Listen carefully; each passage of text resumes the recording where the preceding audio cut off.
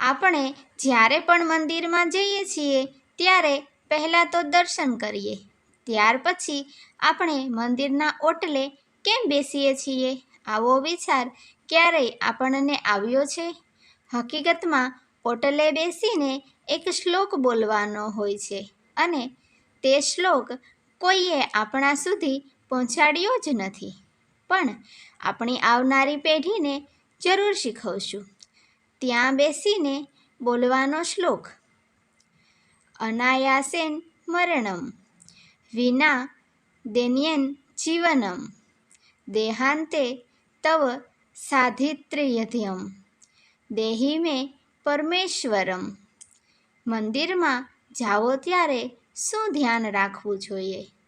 આંખો બંધ કરીને દર્શન કરવા કે આંખો ખુલ્લી રાખીને? તમારે દર્શન કરવાના હતા. દર્શન હંમેશા ખુલ્લી આંખોથી કરવા જોઈએ. માણસો ત્યાં મન મૂકીને હાથ જોડીને ઊભા રહે છે. જ્યારે કોઈ આંખ બંધ કરીને હાથ જોડે છે તો તમે અજાણ્યાને પણ કહો કે તમે દર્શન કરવા આવ્યા છો તો આંખ ખુલ્લી રાખો ને. બરોબર દર્શનને યાદ કરી લો. દર્શન થઈ ગયા પછી જ્યારે તમે ઓટલે બેસો તો યાદ કરેલ દર્શનને ધ્યાનમાં લાવો. ત્યારે આંખ બંધ કરો, ધ્યાન કરો જે દર્શન કરેલ છે તે દેખાય છે ખરા કે નથી દેખાતું? ના દેખાય તો પાછા દર્શન કરવા ચાલ્યા જાઓ. પાછું ઓટલે બેસીને આંખ બંધ કરીને ધ્યાનમાં બેસી જાઓ અને જ્યારે ધ્યાનમાં એ દર્શન આવે ત્યારે ભગવાન પાસે માંગો કે હે ભગવાન, અનાયાસેન મરણમ એટલે કે મને તકલીફ વગરનું મરણ આપજો.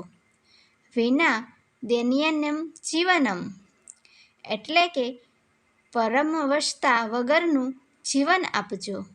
આજે મને કોઈ પડખું ફેરવે ત્યારે હું પડખું ફેરવી શકું છું. મને કોઈ લકવો મારી જાય અથવા મને કોઈ ખાવાનું ખવડાવે ત્યારે ખાઈ શકું એવું જીવન ના જોઈએ ભગવાન. દેહાંતે તવ સાધિત્ર્યધ્યમ એટલે મરતા હોય ત્યારે તમારું દર્શન થવું જોઈએ. જેમ ભીષ્મને થયેલું તેમ. દેહી મે પરમેશ્વરમ એટલે કે હે પરમેશ્વર, આ વસ્તુ મને આપો. આ માંગણી નથી, આ યાચના નથી, આ પ્રાર્થના છે. પ્લસ અર્થના.